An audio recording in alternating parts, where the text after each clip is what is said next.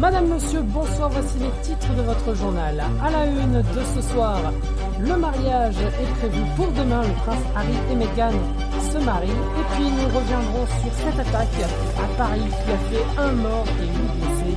Et enfin, nous terminerons par notre page sport avec le programme du foot.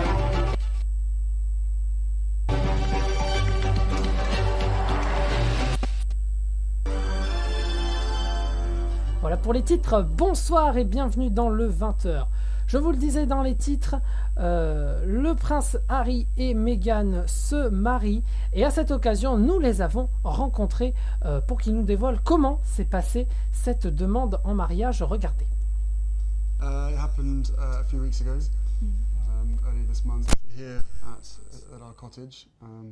Just a standard, typical night for us. It's a cozy night. What were we doing? Just roasting chicken and Roasting having a chicken, trying to roast a chicken. trying to roast a chicken, and it was just an amazing surprise. It was so sweet and natural and very romantic. He got on one knee. Of course. Was it an instant yes from you? Yes, as a matter of fact, I could barely let you finish proposing. I was like, "Can I say yes now?" She didn't even let me finish. She said, "Can I say yes? Can I yes now?" And then there was hugs, and I had the ring in my finger, and I was like, "Can I give you the ring?" And she goes, "Oh yes, the ring." So no, it was a really nice moment. It was just the two of us, and I think I managed to catch her by surprise as well. Yeah. How did you first meet?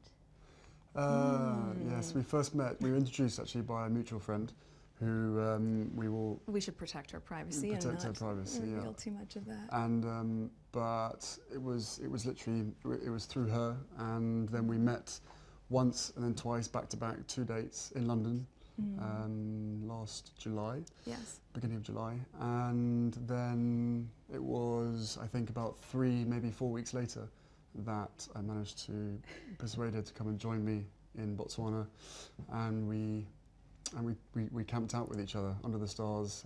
She came and joined me for 5 days out there, which was absolutely fantastic. So then we were really by ourselves, which was crucial to me to make sure that we had a chance to get to know each other. Yeah. But the friend who introduced you, was she trying to set you up? Yes, it was definitely a setup. It was a blind date. It was a blind date, for And sure. then because I'm from the States, you don't grow up with the same understanding of the royal family, and so while I now understand very clearly there's a global interest there, I didn't know much about him, and so the only thing that I had asked her when she said she wanted to set us up was, I had one question. I said, well, is he nice? Because if he wasn't kind, it didn't seem like it would make sense, and so we went and met for a drink, and then I think very quickly into that we said, well, what are we doing tomorrow? We should meet again. What are we doing tomorrow? Let's meet again. And then it was like, right, diaries. We need to get the diaries out and find out how we're going to make this work, because I was off to Africa for a month. She was working, and we just said, right, where's the gap? And the gap happened to be in the perfect place. So no, I'd never watched Suits. I'd never heard of Meghan before, and I was beautifully surprised when I walked into that room and saw her, and there she was sitting there. I was like, okay, well, I really have to up my game. It was really refreshing because, given that I didn't know a lot about him, everything that I've learned about him, I learned through him, as opposed to having grown up around different news stories or tabloids or whatever else. Anything I learned about him and his family was what he would share with me, and vice versa. So for both of us, it was just a really authentic and organic way to get to know each other. Cette union a provoqué l'effervescence en Californie. Nous avons récupéré ces témoignages pour vous, donc regardez. Loin du château de Windsor, l'excitation monte en Californie, patrie de Meghan Markle. Ici à Santa Monica, ce magasin anglais est aux couleurs du mariage le plus attendu de l'année, et sur Harry et Meghan, chacun a un avis. Ce ne sera pas pompeux et coincé, ce sera un mariage convivial. Mes amis et moi, on va regarder, c'est sûr. Elle est super et j'ai hâte de voir ce qu'elle va porter. Le mariage, c'est dans moins d'1 semaine à Londres et nous vous le commenterons en direct.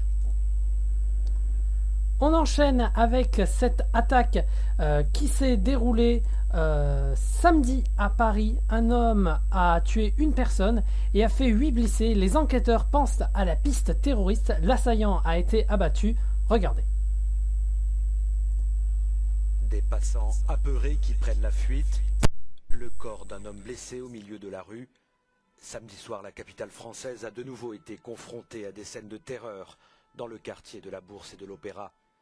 Il était presque 21h lorsqu'un jeune homme armé d'un couteau a commencé à attaquer des passants. Tout est allé très vite. 5 personnes vont être grièvement blessées. L'une des victimes, un homme de 29 ans, décédera sur place des suites de ses blessures.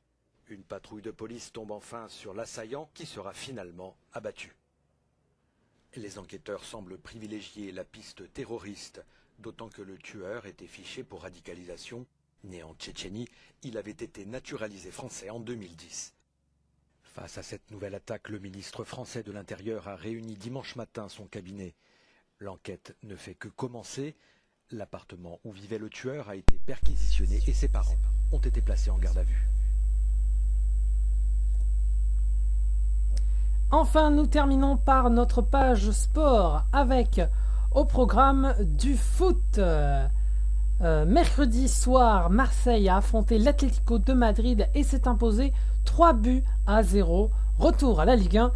La 38e journée avec samedi Bordeaux qui se déplace à Metz à 21h. Également Lyon accueille Nice à 21h. Et enfin le PSG affronte Caen à 21h. Voilà, c'est la fin de cette édition. Merci de l'avoir suivi.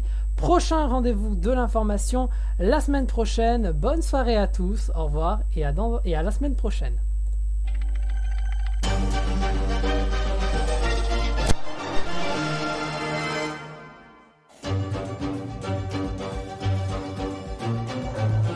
Pour continuer à suivre l'actualité de la chaîne, abonnez-vous.